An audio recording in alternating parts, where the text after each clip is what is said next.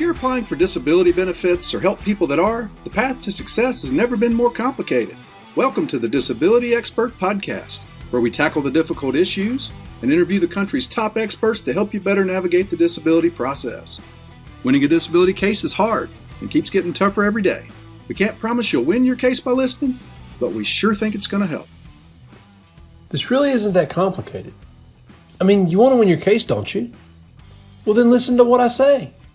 Hello and welcome to the Disability Expert Podcast with Chad Brown, owner of Chad Brown Law, a firm specializing in Social Security disability claims, federal appellate disability claims, and private long-term disability claims. He is also the founder and president of CBIG, a Medicare specialty insurance agency serving disabled Medicare beneficiaries around the country. Chad, welcome back. Hey, good to see you, Kevin. Thanks for hosting today. Absolutely. Yeah. Hey, so I got to ask, how are you, how's your foray into podcasting going? What are you learning? What do you like about it? How's it going? I don't know that I'm going to change careers. I don't think I'm going to take the Kevin Rosenquist route and become a professional at the level you are. But all right, good. I'm glad. Well, the thing I think it's been best about them though is just realizing there's a lot of really smart disability lawyers who are doing a lot of really good work and getting to, the way the podcast works, we really open them up to talking about sort of the things that they really have a heart for, they really think are important. And so you get this sort of wide range. I mean, we've had some guests who have 40 plus years experience. We have some guests from bigger firms, some guests from smaller firms. We've talked about political issues. We've talked about hearing issues. I mean, so all in all, I think it's going pretty well. I'm excited. We've got some great guests coming up in the next few weeks that I know are scheduled. So I don't know. We're sort of trudging through, but I think it's getting better. But more importantly, I think the quality of the guest has been really helpful, and they've been gracious enough to come on the show and share what they know. And that's the point, right? We're trying to get good information out there so people can not only learn, but find out who those attorneys are in the areas where they live that really they should be trusting their cases to. So yeah, it's going well. Yeah, I've seen the conversations. The conversations are very naturally flowing. Like it's very entertaining. You and your guests do a really good job working back and forth. So yeah, from the outside looking in, you guys, you're doing good, man. You're doing good. Yeah, just gotta keep trudging forward. One show at a time.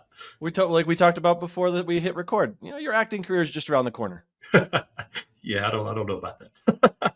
All right, so let's switch gears here and talk about or start discussing our topic. Today we're going to talk about private long-term disability benefits. So can you just define private long-term disability benefits? Yeah, sure. So, we spend most of our time, and most people think about disability benefits in the Social Security context, but at its most basic, private long-term disability benefits are benefits you buy from a private insurance company like Liberty Mutual, for example. And the insurance is bought as a form of income replacement in the event of disability. So at a very basic level, jobs have certain requirements. You have to stand, you have to walk, you have to see, you have to lift, you have to carry, you have to have certain ability to do intellectual decision-making or whatever it is. And so when people sometimes have injuries or become disabled, they can no longer do their job. And private LTD is just a way that people secure income replacement through private companies in the event they become disabled and they can't do their job, so that they have the financial stability to be able to pay their bills and live their life in the event something happens to them. Who qualifies for these benefits? Well, it really depends. So typically you see long-term disability benefits pop up in two somewhat distinct contexts. One are what I would call employer-based private long-term disability benefits. In employer-based benefits, what you're going to see are a wide range of employers recognize that their employees are valuable but could become disabled and unable to work, and they're going to provide an insurance policy to help them. Sometimes the employer pays for that benefit for them. Sometimes the employee has the right to opt into that coverage as sort of their part of their benefits package. So if you think about really any type of company, historically, we would see them, heavily in manufacturing companies, even though there's not as many manufacturing companies as maybe there was in the past. So you have factory-based workers who are, very susceptible to being injured, unable to work. Most of your government-based employers are going to provide some type of long-term disability benefit. And if you look at, for example, Walmart, most of your grocery store chains, I'm just thinking about people we're representing currently, or we have in the last few months, like we're representing someone from Publix right now who was in a crazy accident where a car ran into the delicatessen and like they got injured. Yes. Oh my God. But so basically what you have are, in one group, you have employer-based benefits, and they're either paid by you or paid by the employer, and they're part of your benefits package. So second group of people who typically have long-term disability benefits in a private context are going to be high net worth, high skill individuals who think doctor, surgeon, pilot, attorney, software developer. What you have are employees who have, or sometimes they're employees, sometimes they own their own businesses, sometimes they're, maybe they work in a hospital context, or maybe they have their own company, or maybe they work for an employer, but they have a very high skill set that provides for them a very high income, but it's not easily replaced. So for example, if you're I had a friend once who was an orthopedics, he was a gynecologist and a surgeon, and he had a freak accident where he injured his hands. And obviously, to be able to make $1 million a year is a pretty difficult job to come by. So he had a very specific private long-term disability plan. When he injured his hand, he was no longer able to do surgery, and he was able to get income replacement. So those, I think, are sort of the two primary places you see it, in wide context with employer-based plans, but also in some very specific high net worth individuals who have a high skill set, high income. It's difficult to replace. So those are the two primary groups of people we're going to be working with in those cases. I did not mention podcasters. Okay. It is a pretty high skill set. I'm sure you can get a voice. What happens if my voice goes? Yeah, that's a good example. I mean, honestly, though, that's exactly what I'm talking about. So, for example, if you have a specific skill set that has a specific need, and if you lose your ability to talk, then it'd be impossible for you to do your job, right? So, how would you replace your income? Well, it would be difficult to do it in the same line of work, and therefore you could have policy that would cover that. I'll have to look into that. So what are some of the similarities and differences between, private long-term disability benefits and something like Social Security disability benefits? Yeah, I think, and this is where you run into a sort of a street level misunderstanding. People think about disability benefits and they sort of just jump to assume Social Security disability benefits. So income replacement for disability really comes in three contexts. And I'll talk about Social Security and LTD in just a second, but really it comes in three contexts. You have workers' compensation, which is where your employer buys insurance in the event you become disabled and can't work. You have Social Security disability benefits, where you are actually purchasing disability coverage through the government in the event you become disabled. And then you have private long-term disability, which is through a private insurance company. So understanding LTD, though, is probably best done through looking at the Social Security disability process. So the disability process with Social Security is 5 steps. And if you look at those steps, there's a lot of similarities between Social Security disability and long-term disability. So, for example, step 1 of the Social Security disability process looks at what's called substantial gainful activity. Generally, if you're working, you can't draw disability benefits, at least if you're making a certain amount of income. Well, that's going to be the same in private LTD benefits as well. If you're working and have the ability to earn, typically it's a percentage of your income, then that would be the threshold inquiry as to whether you could get LTD. So, for example, let's say you're a software engineer and you make $100,000 a year. If you can make up to more than 60% of that, then you're not going to be typically disabled. Second, Social Security disability looks at, in steps 2 and 3, it looks at medically determinable severe impairments, which is just a fancy way of saying, is there anything wrong with you that could keep you from being able to work? And then they look at what are called listings, which is sort of beyond the scope of what we're talking about today, which is really looking at specific medical problems and how they could be disabling. So to get on Social Security disability, obviously you have to have medical impairments that prevent you from making the earnings in step one. LTD is going to be the same. You're going to have to show medical impairments that keep you from doing your job. One of the big differences with LTD, though, that people don't necessarily think about is they do consider pre-existing conditions. So in Social Security disability case, they sort of take you as they find you. It doesn't really matter how you became disabled. The only issue is, can you do your past work or other work? And in the LTD context, they're clearly going to look at pre-existing conditions, usually with a 12-month look back. So that can be a hurdle for people. And then finally, in the Social Security disability process at steps 4 and 5, they look at your ability to do your past relevant work, which are now jobs you've done the past 5 years. And then they look at your ability to do any other work. So if you think about Social Security disability, they go through this 5-step sequential process. Can you work, you make money? Is there anything wrong with you? Can you do the jobs you used to do? Can you do any other work? Okay. In the LTD context, they're going to look at your ability to earn a certain percentage of money compared to what you currently make. You're going to have to prove that you have medical conditions that create the inability to do the work that didn't pre-existing within so many months of you coming into the policy. But then they're going to look at steps, the equivalent of step 4 and 5. They're going to look at what's called the own occupation period, which is the job you're doing currently when you file the claim. So if you had a policy, let's say you went and bought that policy we were talking about, then the question would be, could you do the job as a podcaster? And that's going to be the own occupation period, which is typically 24 months. It's policy specific, but it's typically 24 months. And then they're going to look at 2 years. They're going to look at the any occupation period, which is your ability to do any work where you can make 60% of your income. So there's a lot of similarities between the Social Security disability process and the private long-term disability process. And so people who go through the Social Security disability process will see a lot of overlap in the decision-making. Once you get approved for Social Security disability, there is a 5-month wait period before you can start benefits. Long-term disability also has an elimination period of about 6 months.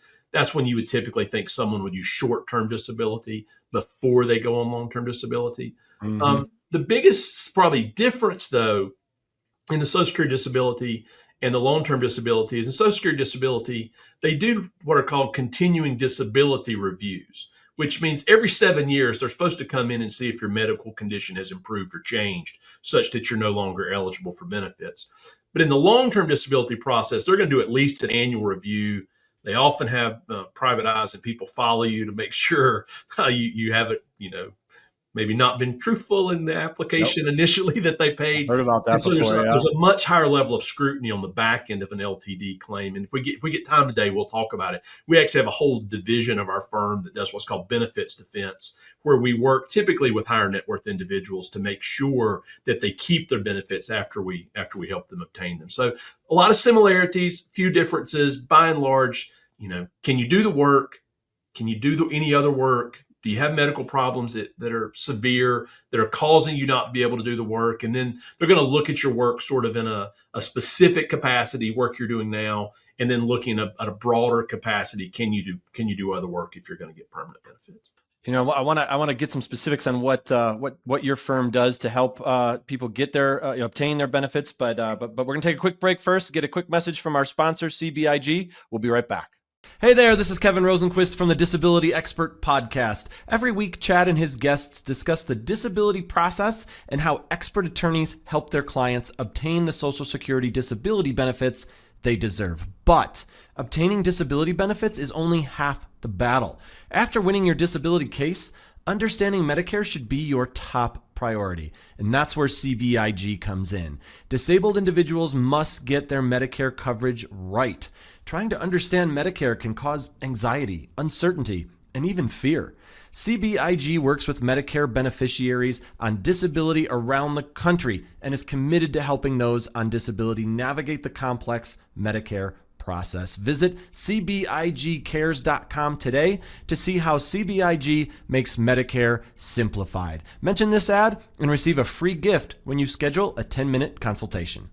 All right, we're back. All right, so Chad, how does your firm help long-term disability beneficiaries actually obtain the benefits? So we we really sort of look in there's three sort of scenarios that people engage our firm to help with long-term disability benefits. We help people actually apply for benefits. So they come to us recognizing that they have the benefit and they need to apply. And we'll actually get involved at the very beginning and actually do the application for them. We help people once they've been denied benefits. So they'll file an application on their own and they'll get denied.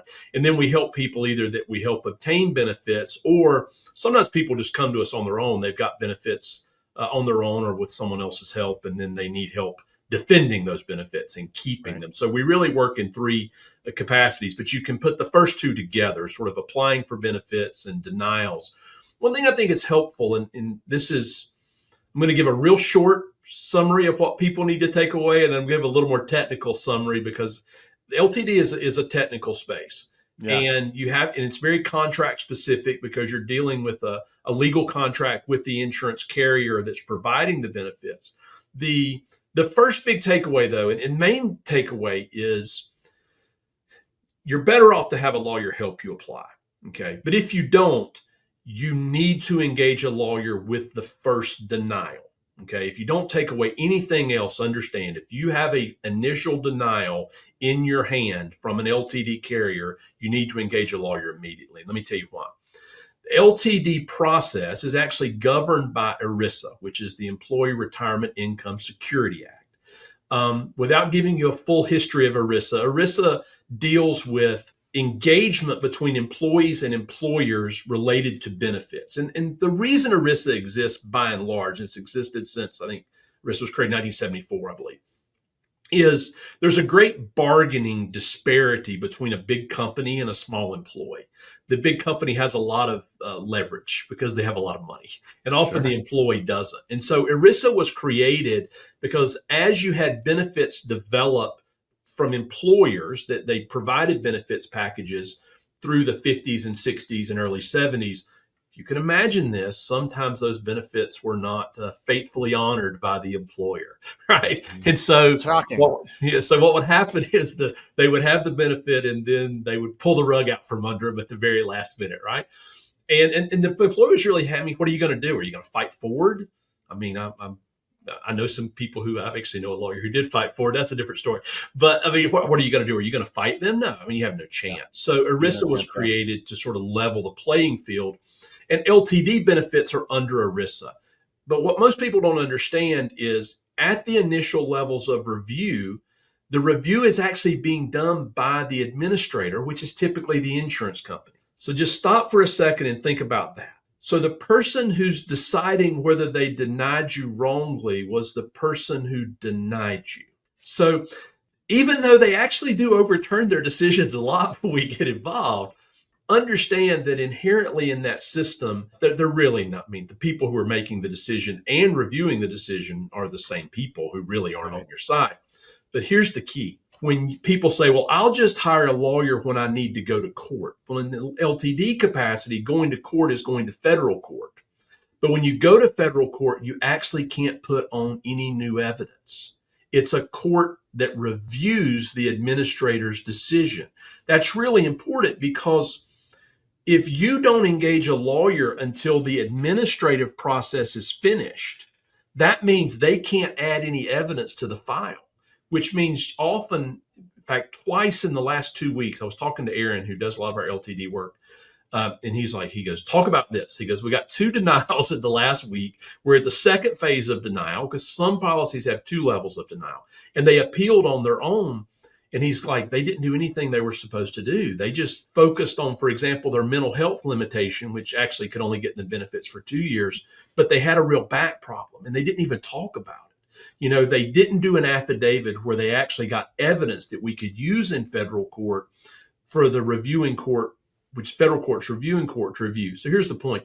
If you try to navigate this on your own, you need to understand the people who are reviewing this are the same people who are denying you. This is not a fair fight. And when you do engage the lawyer, if you engage them too late, you can't change any of the evidence. Which means if by some chance in the first and only LTD case you've ever done, you didn't fully understand what all the pieces of evidence that needed to go into the file were, now we can't fix it. Our hands become tied.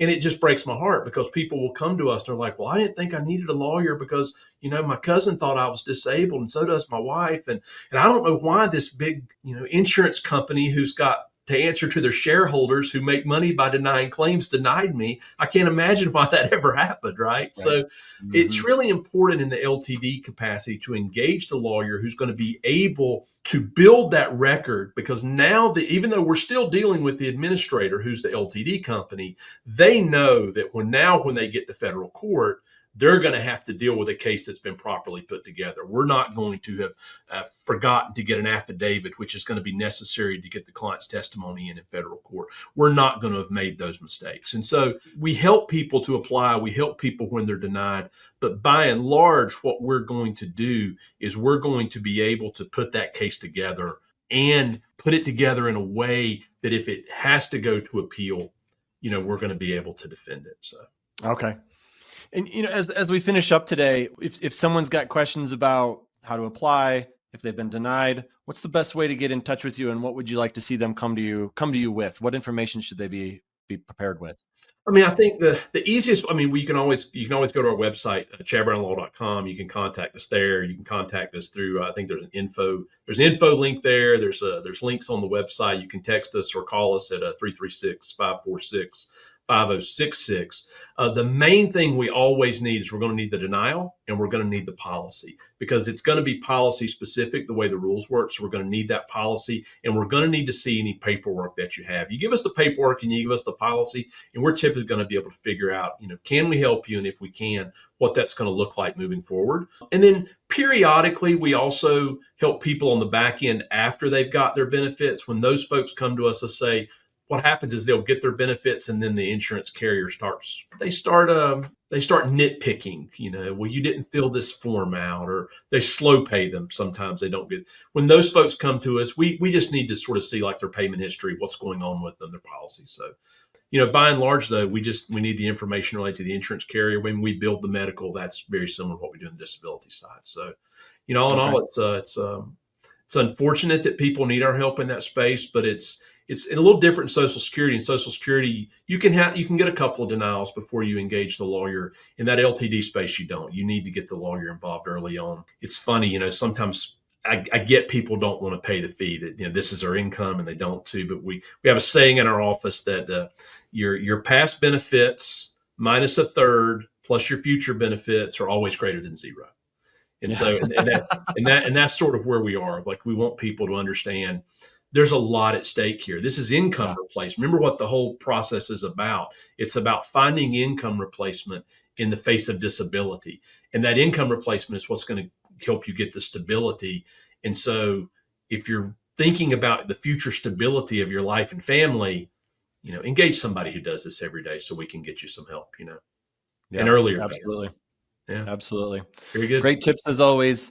All right. Well, thanks for joining us on the Disability Expert Podcast. That website again to connect with Chad and the team is chadbrownlaw.com. And please like and subscribe to our channel. We love having you be part of our community. Chad, I loved having you here today. Thanks so much for all the insight. It was a great conversation. Hey, great talking to you again, Kevin. Take care.